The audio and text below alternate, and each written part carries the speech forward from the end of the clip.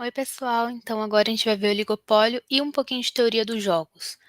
Características do oligopólio: tem poucos produtos e poucos vendedores.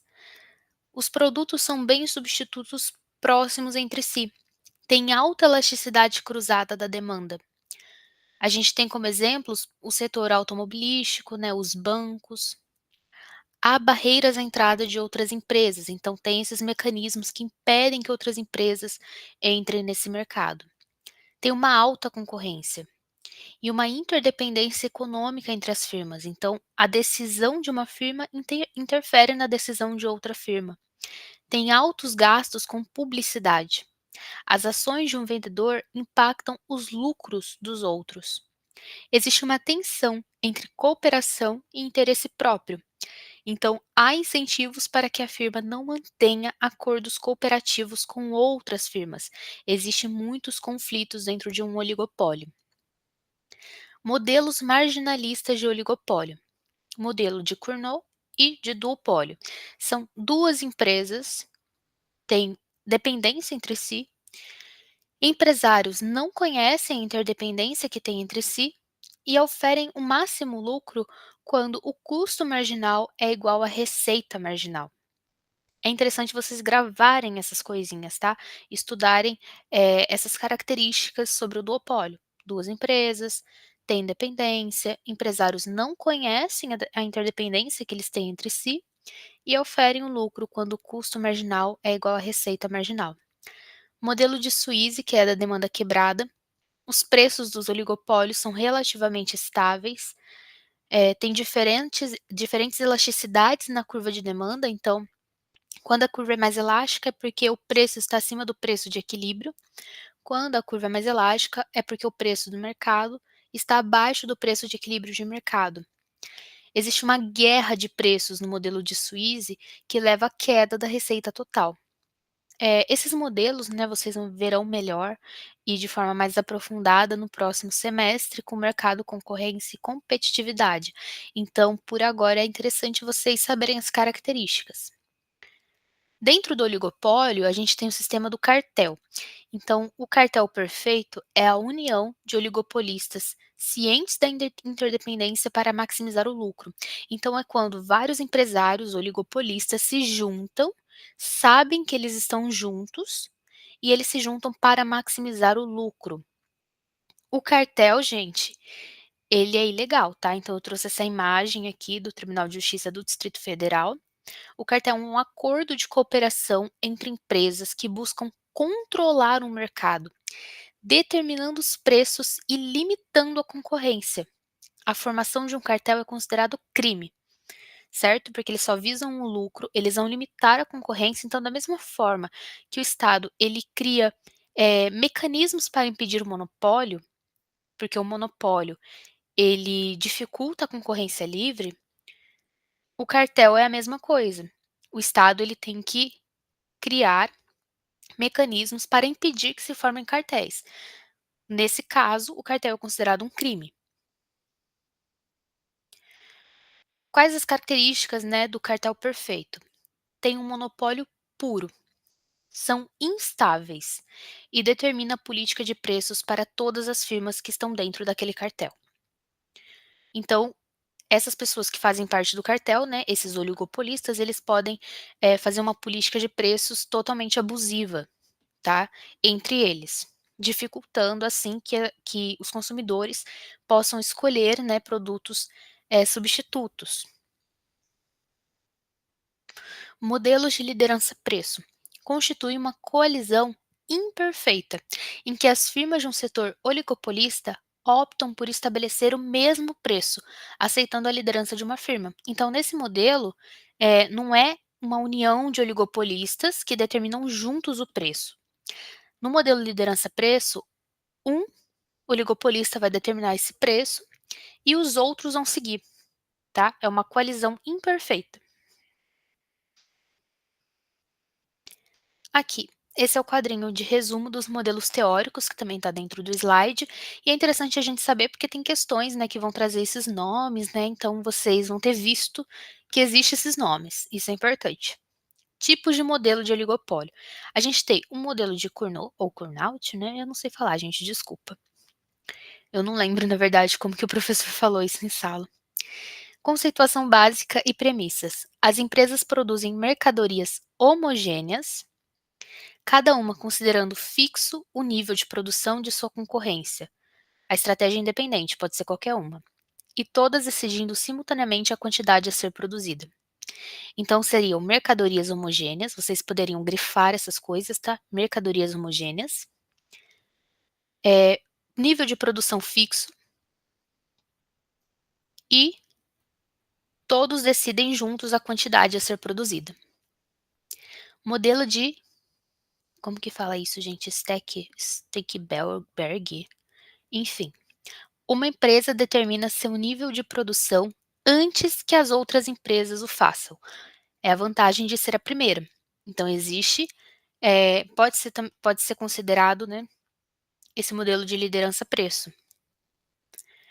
Porque uma empresa ela vai colocar o nível de produção ali e as outras empresas elas vão seguir. Modelo de Bertrand. As empresas produzem mercadorias homogêneas, cuidado para não confundir com a primeira. Cada uma considera fixo o preço de seus concorrentes. A estratégia também é independente e todas decidem simultaneamente para qual preço mudar. Então, no primeiro modelo, é a quantidade a ser produzida que vai ser decidida simultaneamente. Aqui nesse último modelo, é o preço, não a quantidade, tá? Essa é a única diferença que a gente vai ter nesses modelos. Mas é interessante vocês lerem e tentar entender. Qualquer dúvida, podem me chamar. Teoria dos jogos. O que a gente tem que saber de teoria dos jogos, né?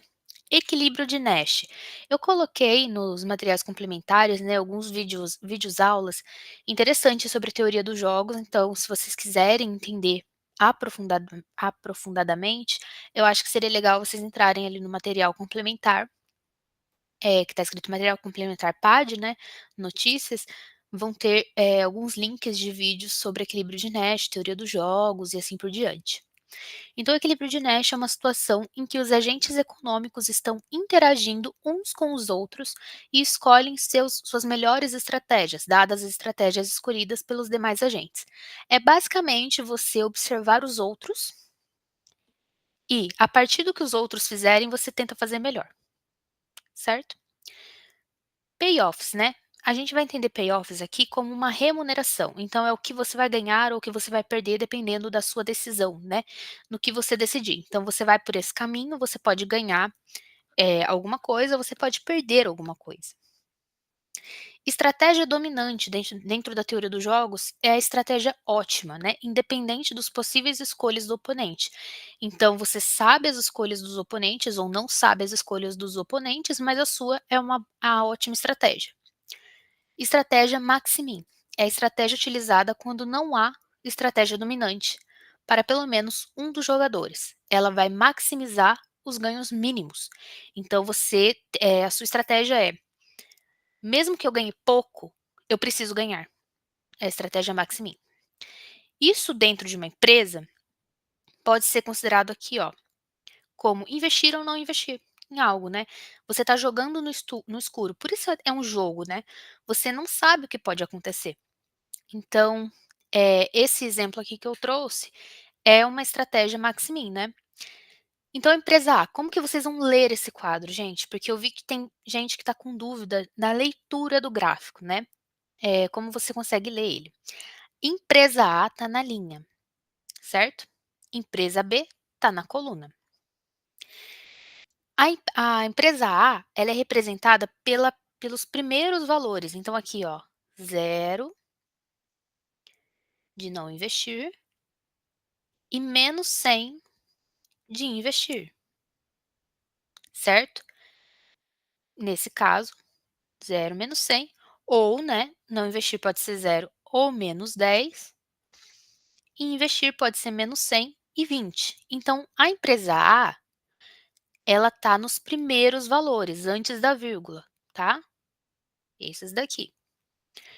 A empresa B, ela tá no segundo valor.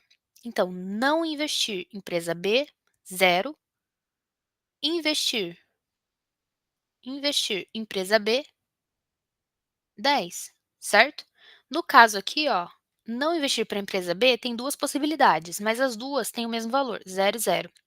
Investir para a empresa B tem duas possibilidades, mas as duas também têm o mesmo valor, 10 e 10. Então, a empresa B vai escolher investir. Por quê? Porque se ela escolhe não investir, as duas únicas possibilidades que ela tem vai gerar zero. Eu não quero zero, eu quero alguma coisa, é maximin. Eu quero um ganho mínimo, mesmo que seja mínimo, eu preciso ganhar. Então, ela vai escolher investir, porque as duas opções dela pode gerar 10, certo? Se aqui gerasse 20, por exemplo, e aqui continuasse 10, ela iria escolher investir, porque uma das suas estratégias de investimento gera 20, certo? Então, ela iria escolher. Nesse caso, as duas estratégias geram 10. Empresa A, não investir. Para a empresa A não investir, o que, que gera para ela? Zero e menos 10. Se ela não investir, ela ganha zero ou ganha menos 10. Se a empresa A investir, ela vai fazer o quê? Vai ganhar menos 100 ou 20. Então, aqui, o que, que acontece? A empresa A, ela vai escolher investir. Por quê? Porque entre zero e menos 10 e menos 100 e 20, eu tenho um número alto e positivo aqui. Então, é uma boa estratégia, apesar de a outra estratégia da empresa A dê um número extremamente ruim, né, menos 100, certo? Só que nesse caso a gente está maximizando os ganhos mínimos, né? Então, na estratégia Maximin, a sua estratégia dominante vai ser você ter qualquer tipo de ganho, apesar dele ser mínimo. Então, mesmo tendo menos 100, ainda é um ganho, né? É um ganho diferente de zero, né? Então, você ainda ganha alguma coisa. É assim que se lê, tá, gente, esse quadro. Então, os primeiros valores representam A e os segundos valores representam B, nesse caso, porque está na coluna, tá? E aqui está na linha.